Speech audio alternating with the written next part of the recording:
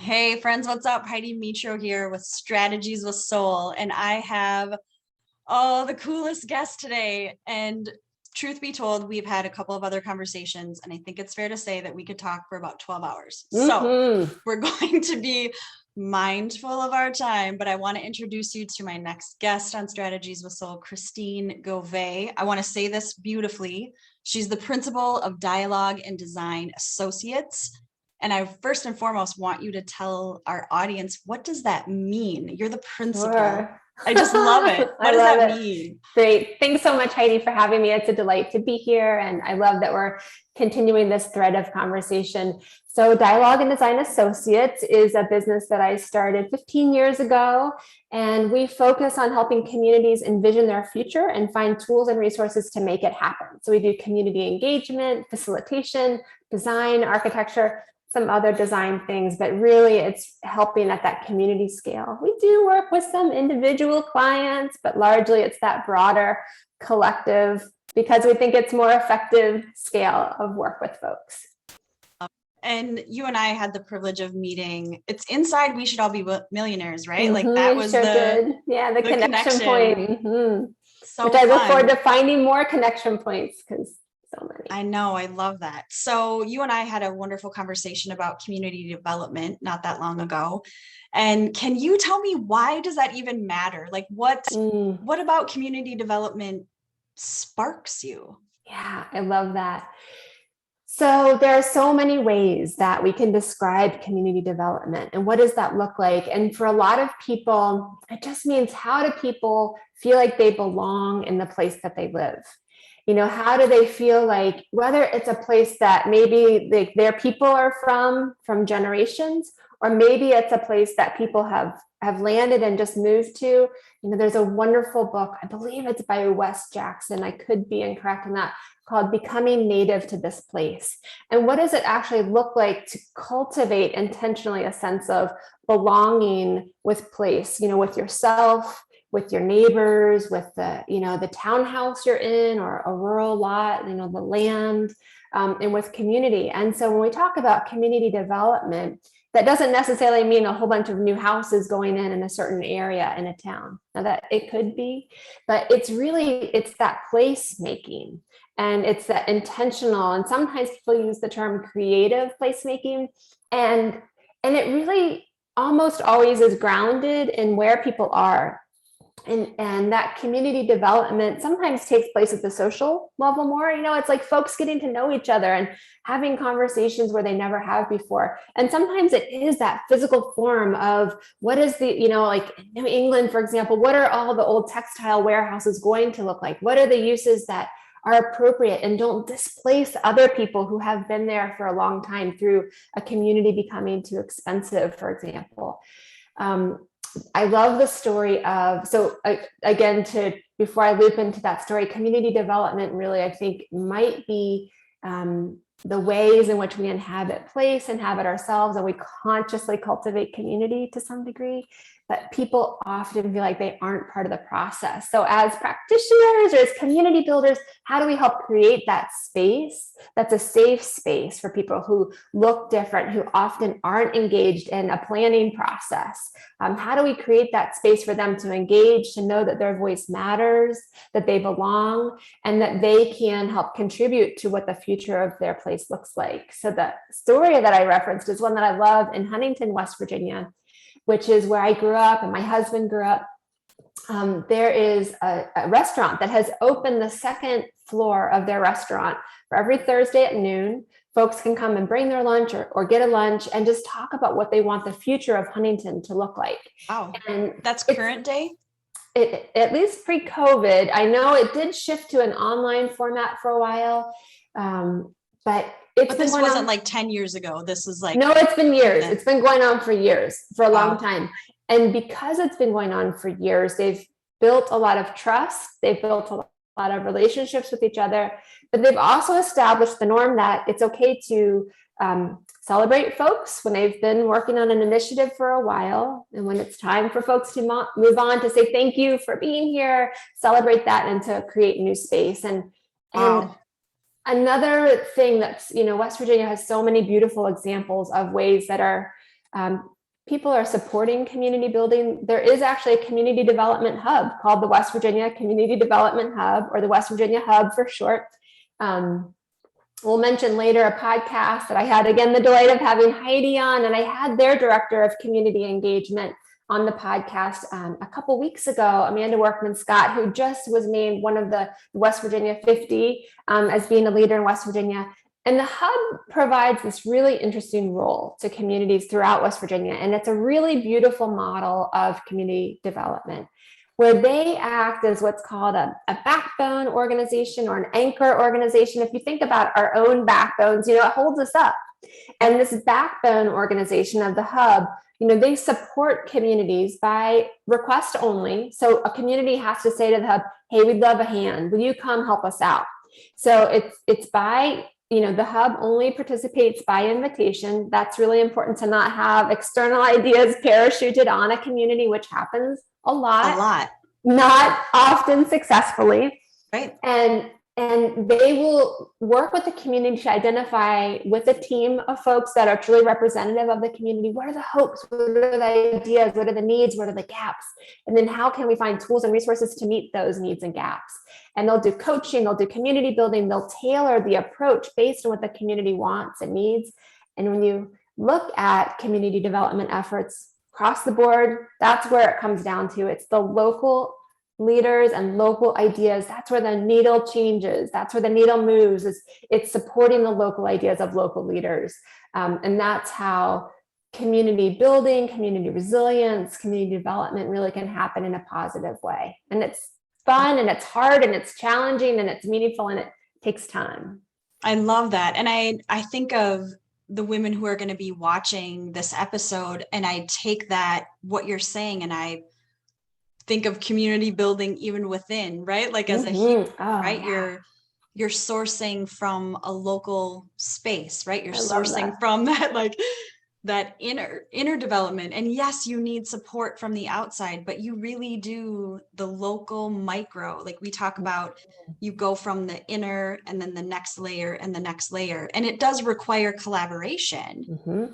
But what I'm hearing you say is like that top downs, type of model, whether that's community building or, in our world, in the coaching world, mm-hmm. you still have to have that sourced from within, right? That micro local. Love that. What is your definition of belonging? I know Brene Brown talked a lot about belonging, but I'm super curious about, first of all, I love that phrase of placemaking. I was like, I think that's what I've been trying to do in my home. I think that's what I try to do in my studio.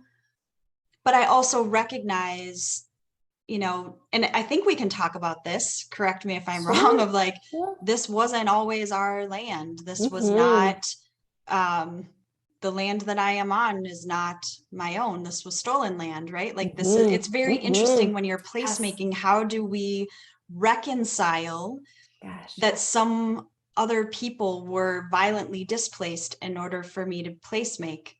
Can I ask that? Can we go there? Are you comfortable? Of course.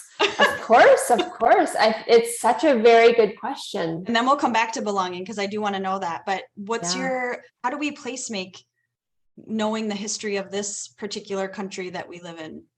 Oh, I love that. That's such a powerful question. And I think as we spoke about on our last conversation, to some degree, I'm curious, I'm learning, I'm going to get it wrong. I don't have the answers, but I am intentional and sitting in the space of help me understand what this looks like. And so for me, that is listening to leaders whose people have inhabited this place for hundreds and thousands of years. So where I am in Central Virginia, near Charlottesville, fraught history in the last couple years, last couple decades. And where we are is the traditional lands of the Monacan Nation. And there has been such a violent history of land absolutely taken and not acknowledged. And I even hesitated, when I used the term of the book, becoming native to this place, because what does that mean? Right. It's because is it displacing something else or someone else to be able to become native to this place? And what does that mean? And it's complicated. And Yes. so I've been, and I know just from the little bit we've talked about this, you've had an inclination of learning. What does it look like for me? And there's a strong movement for reparations, for, the intentional apologizing for Native people, for African Americans, for so many people who have been intentionally dehumanized, and groups of people that have been violated. What do reparations look like? And in Virginia, there is a movement towards reparation of land back to Native people, and it's complicated, and I don't have the answers, and I'm sitting and listening and learning and making sure. So my role, for example, as a facilitator in community spaces, is to sometimes ask the hard questions of, are the people who are participating, are the right voices, not the right, let me clarify that. Are the voices that need to be here present? Who's speaking for the trees? I'm looking at this beautiful, we have a male and female red maple tree outside my office window, who's speaking for the trees? And not at all a Lorax type way, but literally right. Who is bringing like those voices to the table, and who is speaking for the land, and is the space that we've created for people to gather a space that people would feel safe and comfortable in, and would be representative of the way that they would gather. And that's part of what, I'm learning. So when I speak with people, so some of the work, a lot of the work that I do is in communities where coal has kind of fueled the economy for dozens or hundreds of years. And in conversation with people from the Navajo or Diné tribe, for example, it's traditional to offer a Diné greeting at the beginning of the meeting place. And so the ways that, one of my first podcast conversations was with Tony Skrilanis of the Navajo Nation, and he offers a greeting, and there's a way to greet the morning. There's a way to close, and he offered a prayer at the end of our conversation. And that is a way that I'm listening and learning. But if I don't hold space for that, then it doesn't happen. And so when I think about this land, the process of belonging, to weave that back in, and the process of whose land are we stewarding here? This is not our land, but whose land are we stewarding? But I think about the orchard that we planted here almost 10 years ago. That was the process for me of creating belonging with the land. And I don't often necessarily talk about this, but it was the process of planting the orchard, which we had a workshop and lots of plants and different layers. But it was that listening to the land and working in conversation with the land that I became in relationship with the land.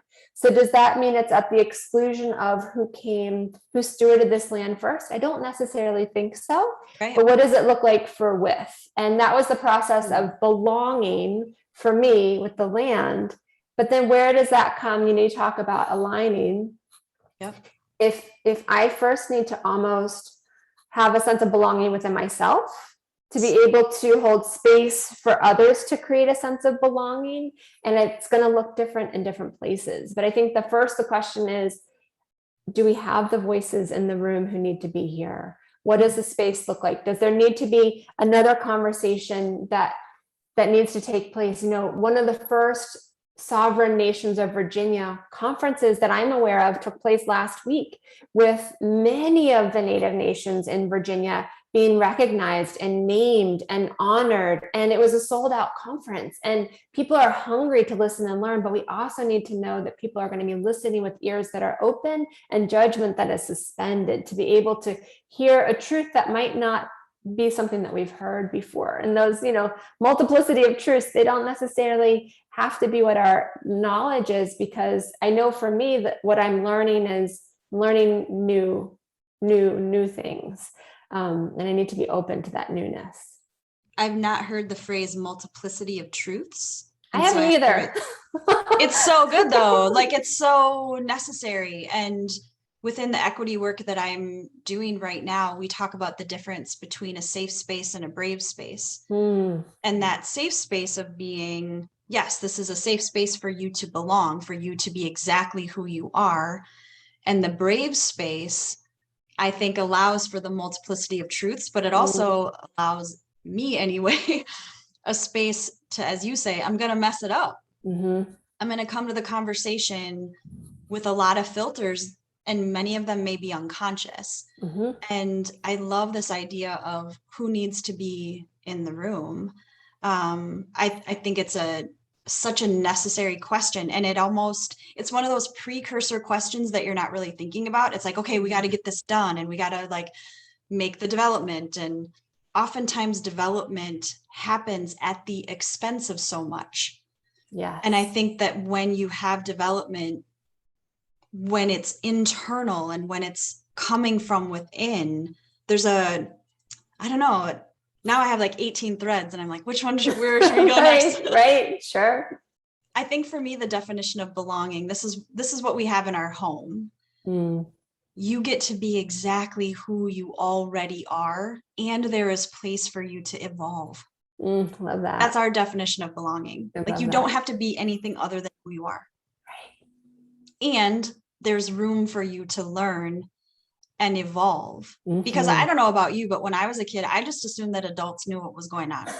And now that I am one, right. It's like, hold up, I've just been a kid a little bit longer.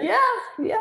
But I do think that one of the things that surprised me about adulthood is that I know so much less than I thought I knew. Where it's like, oh God, I don't know. Totally. Heidi, I had this interesting experience of going to back to school night last week. Both of our kids are in middle school, and one of the math teachers for our kiddos described the process of homework. And, when the students come back into the classroom with their homework, they're going to be able to check their own answers against the teacher's answers.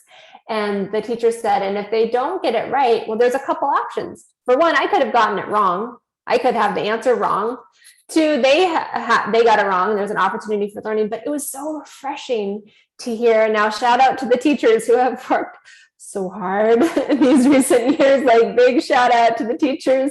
Having taught myself, it's like, I know it is no joke, even in a regular year, but it was so refreshing just to hear someone say, I might be wrong. And there's space for that. And for the kiddos to be able to say, I think I have this right. And the teacher also said, I might learn a new way of solving a problem that I don't know before. So to have that awareness for one, and openness for two, I might have it wrong. I might learn something new. There's a reciprocity happening here.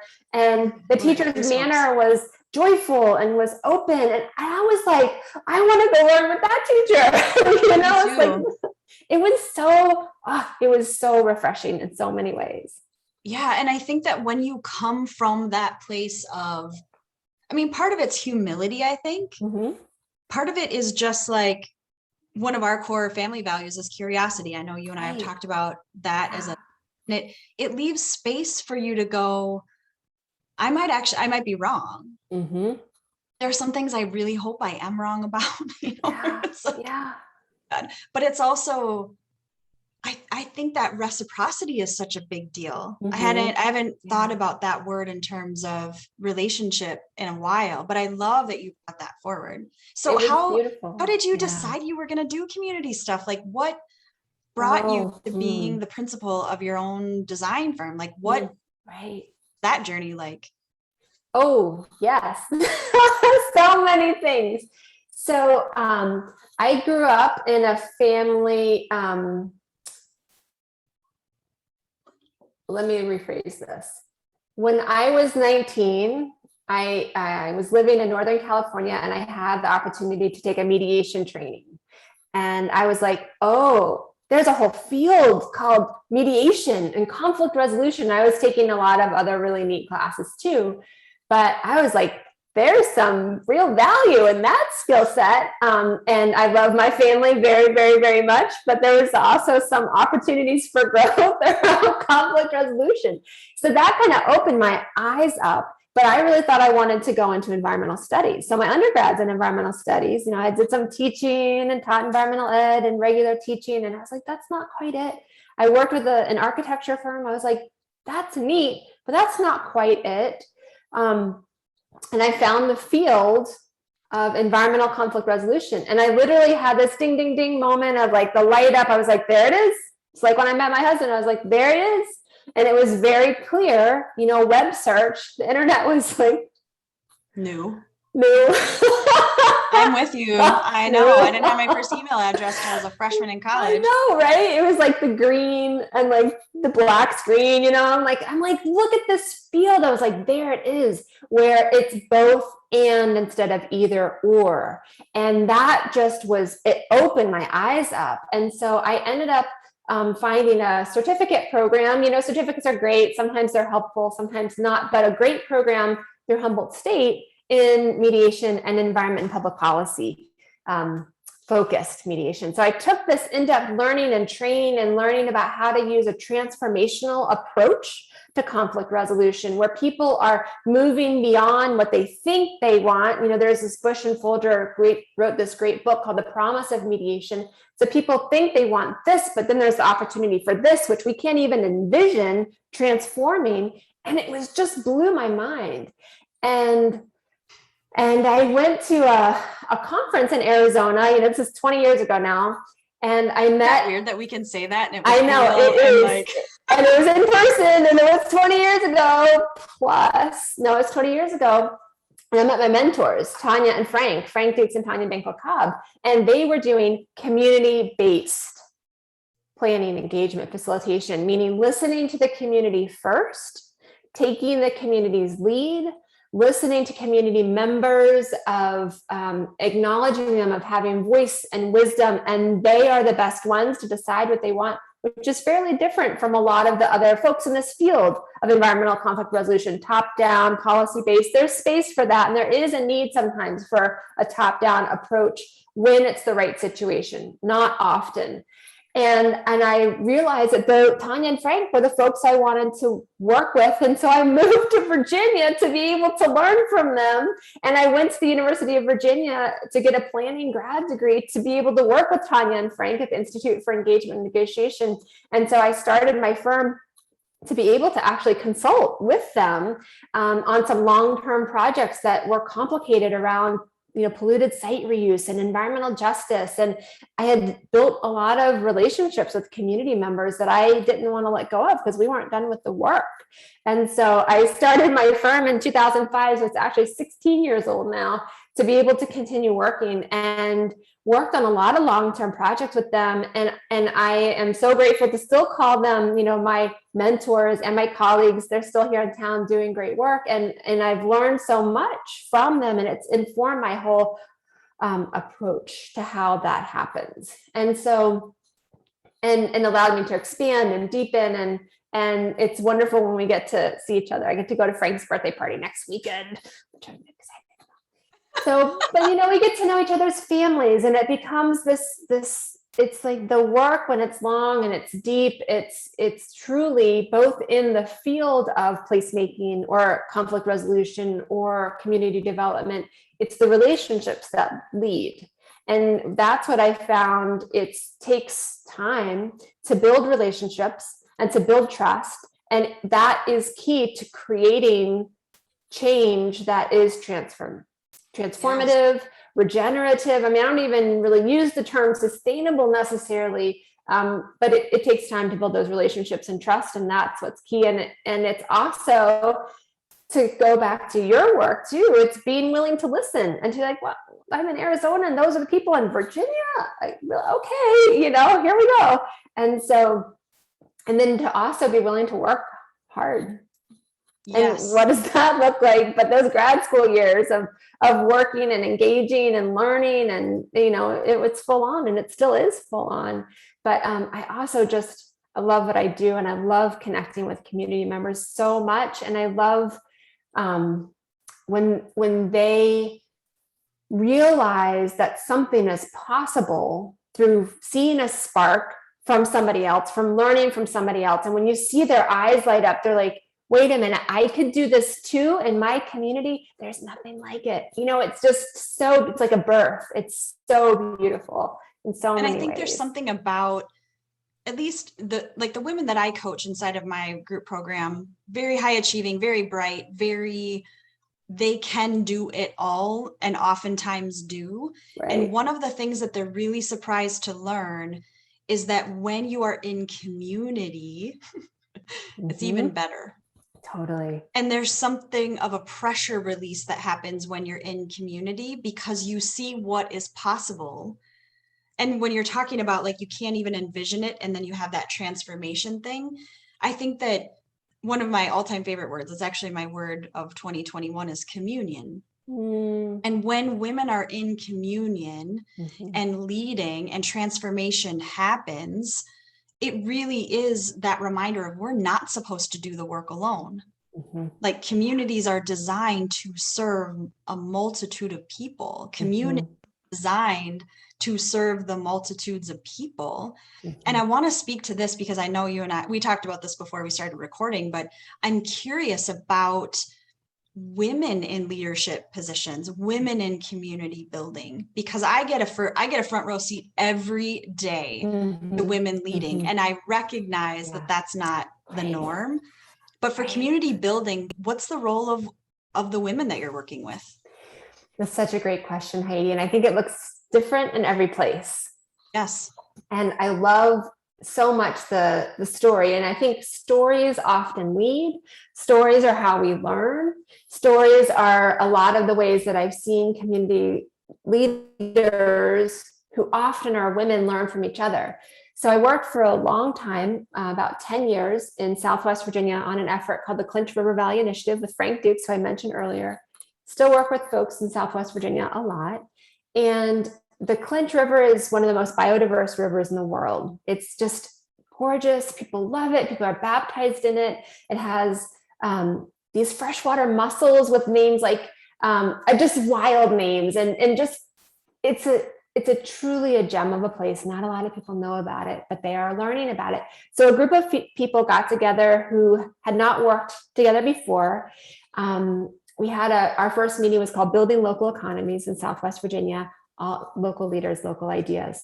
And people said, we want to build our local economies on the Clinch River, which is an asset that can't be outsourced. So a lot of efforts had been made to attract companies, attract big names and manufacturers and employers.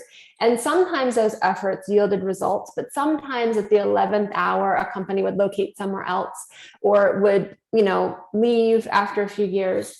And so this local economic development effort, idea was born very much built around preserving, conserving the Clinch. So there are all these towns up and down the 100 miles of the Clinch River that flows from Tazewell County at the headwaters down through to the Tennessee River, to the Ohio, eventually to the Mississippi and the Gulf.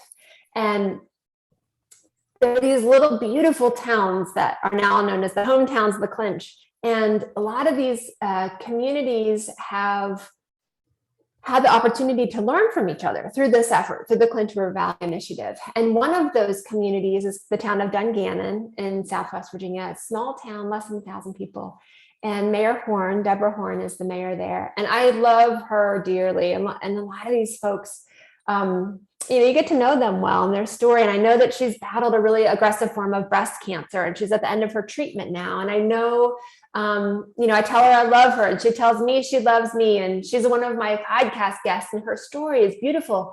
But she talks about first having an openness. You talked the question around how is it different with women leading communities? Now, I think there's, for folks who are non-binary, for men, for women, there is space for leadership from, all kinds of folks. But what I've noticed about women leading communities is an opportunity to ask questions, to ask directions. Where do you go from here? To be able to hear things, to be able to get it wrong, to the willingness to work. You talked about communion, what a beautiful word, to work in community together. And Mayor Horn talks about her inspiration was kids. Kids in Dungannon saw playgrounds in other communities, and there was no playground in Dungannon. And they said, why don't we have a playground? Why don't we have the same opportunity as other places? And she started coming to Clinch River Valley Initiative or Curvy meetings. And saw what some other places were doing and realized that if St. Paul was doing it or Cleveland was doing it, that they can do it too. What I love even more about this story, and just to wrap it up, there was another mayor at the time who said that change is never going to happen in Dungannon. There's no point in trying. This is going to be a retirement community. There's no point getting involved with that effort. Well, that mayor was voted out. Mayor Horn wasn't even registered to vote at the time, but she was encouraged by other community members to lead. She's like, I'm not from Dungannon. No one's going to vote for me. They're like, just register and run, please. So she registered, she ran, she won. She's inspired by kids. She's seen other communities. She's saying, hey, if they're doing it, I can do it. Okay, how do I write a grant? She writes her first $3,000 grant to pick up litter. Then she learns working in community, working with the committee, her management team, she calls it, which is what they call it, to write a $750,000 grant for Main Street revitalization. So now, they're looking at well over $1 million of investment, state, federal, local investment to revitalize the town. There are murals going up around the town. Things are transforming. There is a playground now. There is a farmer's market. There is a stage. There are Zumba classes. There's just like rocking and rolling and things happening and changing and energy. And it's that energy, building energy that catalyzes growth and change, while also acknowledging the difficult times, because Mayor Horn will say, I am tired. I cannot lead that hometown to the clinch committee right now. Who else can step up and help out? Because I'm going to chemo.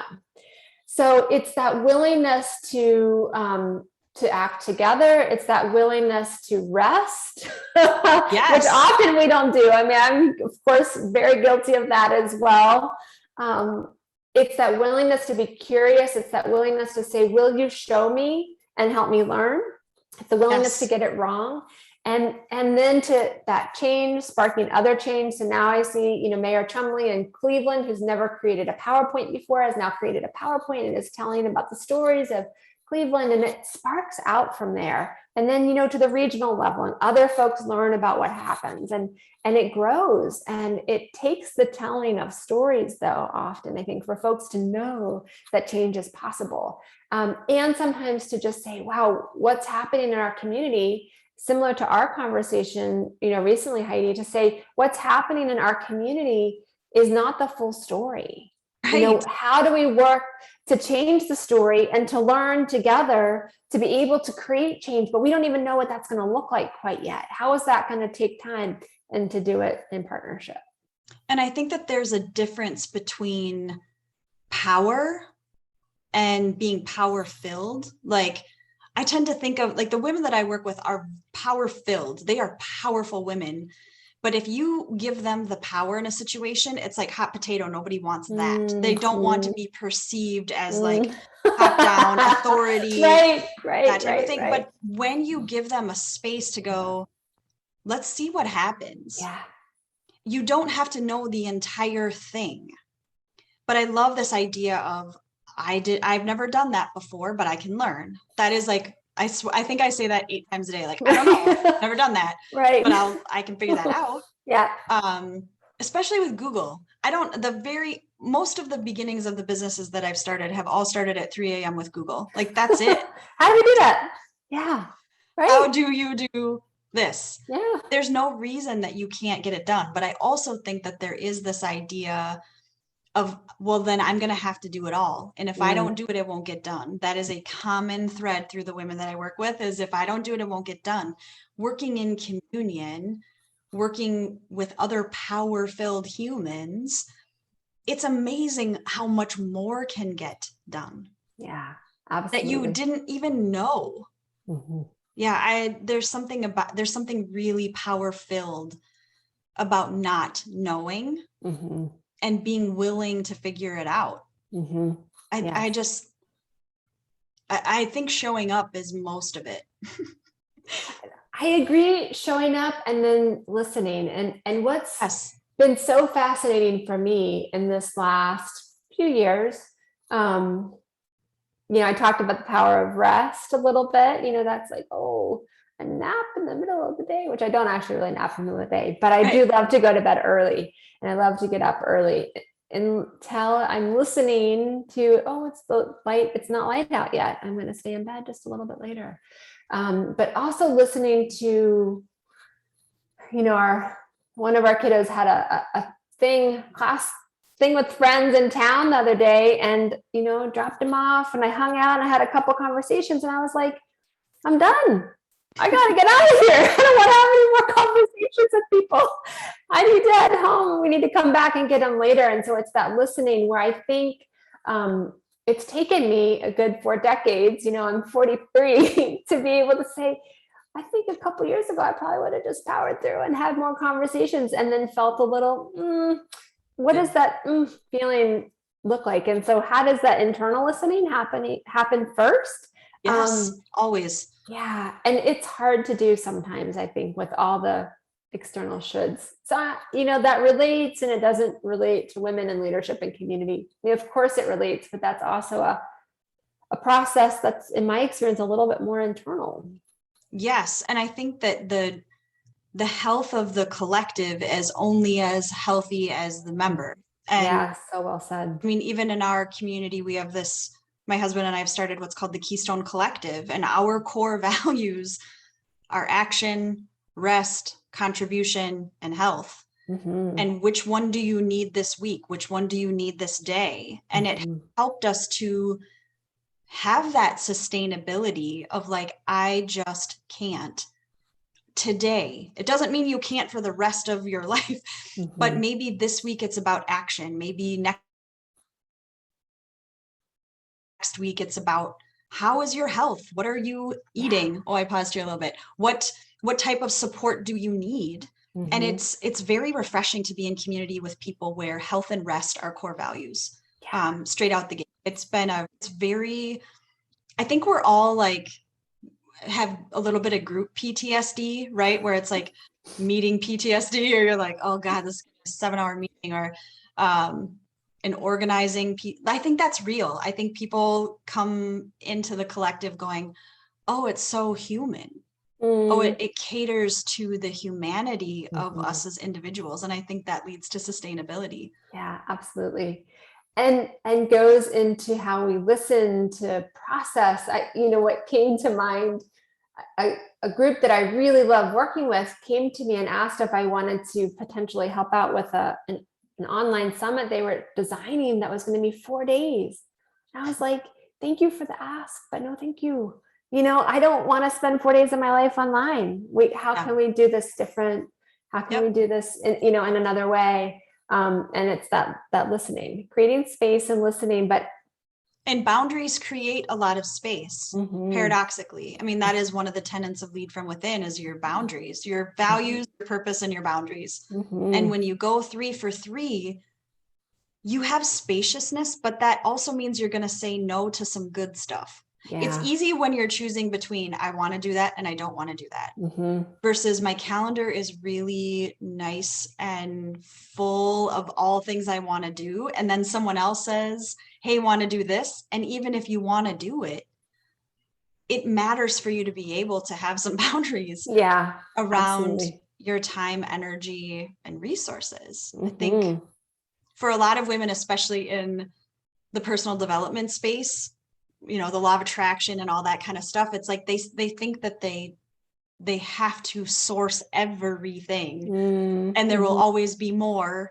Right. It's like, we're still human. We're still in the time-space continuum with limited limited aspects of ourselves. That's okay. Yeah. And I need to close the computer. I need to put the thing down. I need to, prioritize. I don't think I think when we spoke before, Heidi, I mentioned the paying attention to where I start to maybe feel a little resentful about something, and stopping well before that builds up. And what does that signal say to myself? Yes. And so that internal listening and belonging to myself first. And you talked about, values and knowing what's important to me, and how those values lead into making choices that are aligned with, well, what's best for me, what's best for my family, what's best for, and growing it from there. And I think to bring it back to the community level, we talked earlier about creating space for those voices that aren't often part of processes or heard, But it's asking the questions, I think, initially, and it's part of just creating the space and the time for learning and for questioning and for space and growth, because that, when we start any large scale engagement effort, we listen first through a very intentional process of one-on-one conversations that are interviews with people, where we are simply listening and we're soaking it up like a sponge. Can you tell us more about? And we're writing everything down. And after we make sure that truly, is there a voice that's representing anyone who might have, a stake in this? Then we create a summary that we don't attribute names to comments. And it's powerful to see what the collective voice is. Wow. Where people feel like they have the freedom, because we offer confidentiality in those interviews, where people can bring things up and air them out. But through that initial process of listening, it lets us, we go slow to go fast. Yes. It allows us to identify what the issues and opportunities and the challenges and then maybe sticking points are, and where some more elbow grease is needed with relationship building for action that might take place in a year through that those conversations. And it's powerful. And I almost, if there isn't space in a process to do that first, it's probably not the right fit for me for a process. Yes. Because I can't get a real grounding. I can't ground myself in the process and listening and learning first, which is key. And then to be open to continuing to do it in different ways, which can be hard. I love that idea, because I think of, especially when a question is asked, it's like this immediate, I have to answer. And I think when questions have room, I think when questions get to be considered, when there's spaciousness for listening without the expectation of having to know the answer. Mm-hmm. And most of us are just in this like rat race cycle. I have to know everything. I have to be, because you can Google anything, or you can ask Google or ask Alexa, and I don't know what's on right now. Yeah. But you can literally find out the square root of, a gabillion in 4 seconds. Mm-hmm. That it's such a gorgeous gift to give it a place to live and listen, and to have that as a part of the process. Mm-hmm. Even inside my own business, one of the C's of my business is contemplation. Mm-hmm. And I have a chair over here with like a yummy blanket and an ottoman, and I just sit there. Mm-hmm. Yeah. And it took me a long time to just make the space to sit and not. Yeah. And some of my best ideas have come from the question, I wonder what my next thought is going to be. And then you just sit there to see what happens. Yeah, it's the weird, try it. You'll go, what happened? It gives you some space in between your thoughts. Like, I wonder what my next thought will be. Yeah. And then I just sit. Mm-hmm. And I love that you're giving, like when you said air it out, I'm just imagining like sheets on a clothesline of like this gorgeous spaciousness for people to be heard. Isn't that truly a piece of belonging, is being heard? Yeah. Oh. And how many people are just like exactly that, but the opposite of like, I have so much I want to say and share, but how do I start? How do I do that? And I think people often also get overwhelmed by belonging and how do I do that? And I don't belong, or I do belong. And I think it can be as simple as is like a walk down the street and just having a conversation with the neighbor, of like learning their name, or like, I know some of our neighbors just had a baby. I just learned they just had and so how do I respectfully hold that space, but like offer like a quiche, I think that it's so simple. And I think we overcomplicate what belonging looks like. It's, sometimes I think it's just a process of being in dialogue with ourselves and to take simple steps to have that next conversation, or to just listen to that next person, or to smile at the next person that we see. And I know for me, to kind of bring it back to the interior space, I know that my own contemplative practice is its core. My sitting each morning, I cannot go through the days without my sitting practice each morning. And my gratitude practice, as much as folks talk about gratitude, I've been doing it for years, and it's shifted my whole worldview. And so to be able to create the space to listen internally is paramount to being able to listen externally as well. I that will probably be the quote that I'm going to use, because that's so well said. And I think I want to weave in, as we're like wrapping, which again, it's like not enough time. We met through your podcast. Like that was part of what brought us together, in addition to Strategies with Soul. And your podcast, can you talk about it and how the work that you do, like why are you doing it? Yeah. And talk all things podcast, because it's such a gorgeous dovetail. Yeah, thanks for asking, Heidi. So, I really started the podcast because I've seen these stories of women, especially creating change, and people creating change that folks don't know about. There's so much othering that happens, or I'm right, you're wrong, this group of people is this way, and it's just not the way it is. There are multitudes of truth. There are multiplicities of truth. I don't even know which word it was. And I wanted for folks to hear about each other's stories. And so the podcast is the We Rise podcast, and it's sharing stories and strategies to build community resilience and transformation. And folks can find it at yeswerise.org. And it's gorgeous.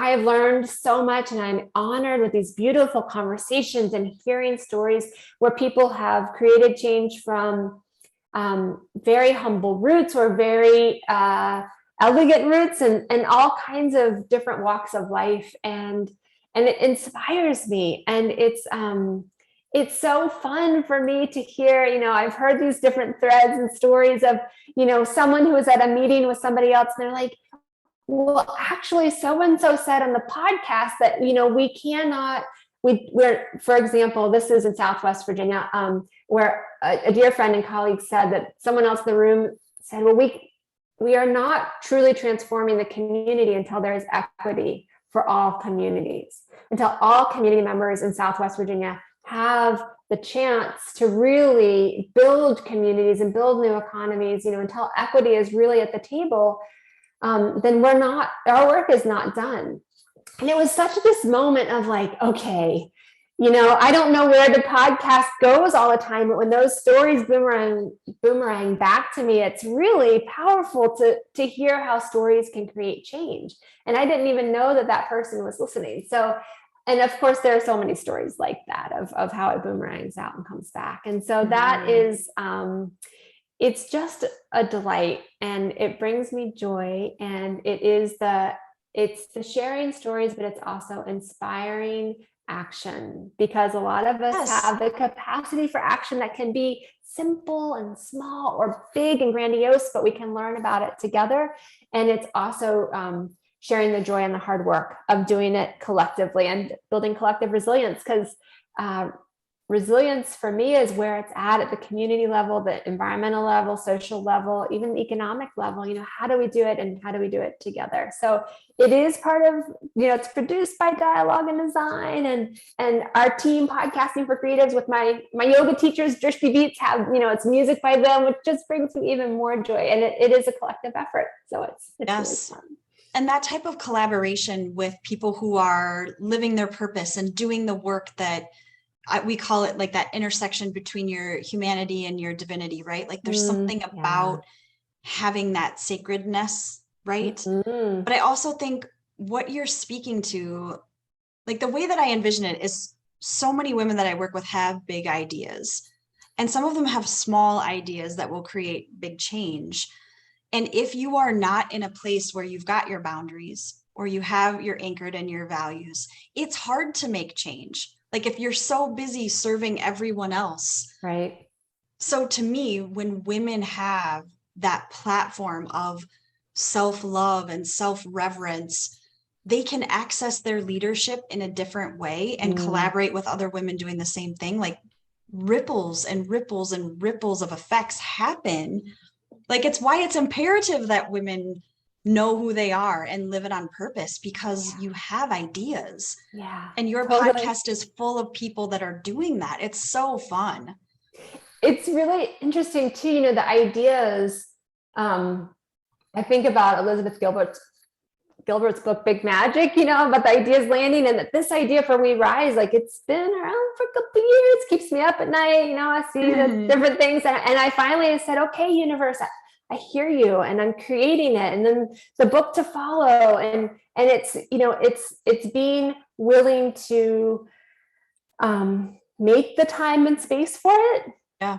Don't have the time and space for it, make the space and time for it. I have the time and space for it, because what else would I be doing with this one wild and precious life, And we talk about it in terms of like allocation. Mm-hmm. Like, are you going to allocate the time or not? Mm-hmm. And I also think it's okay to be in process of getting there. Mm-hmm. Like there is a honing that's required. Like the business that I have right now would not have been possible when my kids were little. Mm-hmm. Like I have recognized that when you are goaling towards something, who you become in the process matters. And it doesn't mean that if you have the idea right the second that you have to do it right the second. That idea might be beckoning you to become a truer version of yourself. Mm-hmm. Does that make sense? Yeah, absolutely. And I think to be willing to honor and acknowledge, I am a totally different person today than I was even 5 or 7 years ago. Totally different. And I think we're all different than we were even. And to give gratitude, totally, to give gratitude for that space. Yeah, exactly. So, okay. I, again, talk for days, and I believe that there will be follow-up conversations and ways that we are going to be collaborating, and I am already grateful and curious. Yeah, I know, same here. So I want to know, like, everything will be in the show notes, but as people want to follow you, tell them where they can find the podcast one more time, and then anything else that you want to share about how people can connect with you. Great. Thanks so much, Heidi, again, for having me. It's such a delight to be here. So folks can find the podcast website is yeswerise.org. You can find us on social at Collective Resilience We Rise. And our Dialogue and Design website is dialogueanddesign.com. So feel free to, we welcome you to subscribe, rate, review the podcast, share it out, because it's fun. And Heidi, I look forward to continuing our conversation. It's a delight again for me to be here, and I can't wait to continue it. So I love it. So before I let you go, I am going to ask you Heidi's big five. Yeah, love that. I never know what people are going to say, and you don't know what I'm going to ask you. So nope. The very first question is just a complete your sentence thing. So leadership is, complete that sentence. Listening. Leadership is listening first. Wow. Okay. That might be your quote too. We'll see. The most recent life-changing book. I know you're an avid reader, but what is the most recent? I am rereading for the 15th time Gift from the Sea, and I am reading it with such a fresh set of eyes. Gift from the Sea. Gift from the Sea, Anne Mara Lindbergh. And I haven't read that. Is it wonderful? Oh my, it's really powerful. It was written in the 50s about, and revisited in the 70s, and it's a quick read. It's powerful. Water, shells, beach, analogies for women in life and leadership, and it's resonating at a whole new level now. So it's really, I can't wait. Okay, really fun. Yeah, I love that. Thank you. Okay, I know the answer, but anyway, night owl or early bird? Early owl. Early owl. Early owl. I've not heard that one yet. So you can be an early owl. I meant to say early bird, but early owl came out, so maybe it's both. I love that. Okay, you can be an early owl. No one said that yet. Again, I think I know the answer, but do you believe in magic? Oh, heck yeah. What's your definition of magic? The unexpected. Oh, I love that. Okay. I think I'm going to do like a collection of what everybody's magic definition is, because it's so different and cool. I love that. Okay, so this is the final question. As people are watching this episode and as they are saying, hey, you should go check this out, what do you want today's show's legacy to be? The beautiful power of stilling ourselves so that we can hear our own wisdom from within. Wow. Amen. And then also to take that into community, right? Like that stillness first. Amen. Okay. See, how could I have ever, like, you just don't know. It's so great. Never know. You can read people's bios and you can have conversation, and then they say something like that and you're like, what? That's so good. I'll rewatch it and go, oh man, that's so good. That's one of those. Me too. Well, Christine, I'm so grateful for your time. I do know how intentional you are with your time. And I know that allocating time to be here is a big deal. And you wouldn't be here unless you wanted to be, which makes me feel even better. So thank you for collaborating. Thank you for being here. And friends, reach out to her, especially if you're in the community building space. It's something that our Keystone Collective, you have not heard the last from us. But as you are needing support, or just go listen to this podcast, it's a dynamic exchange between really loving and caring people. And I think especially right now, it's just a balm for your soul. Go listen to the stories that are being shared and really let it nestle into your own cells to find out where you can bring change in your own community. So Christine, thank you for being here. It's just been so fun. Thanks, Heidi. It's been a delight to be here. Appreciate it. You're welcome. Okay, sit tight just a second. Thank you, friends. Have a beautiful rest of your day. And thank you for joining us here on Strategies with Soul. We'll see you next time.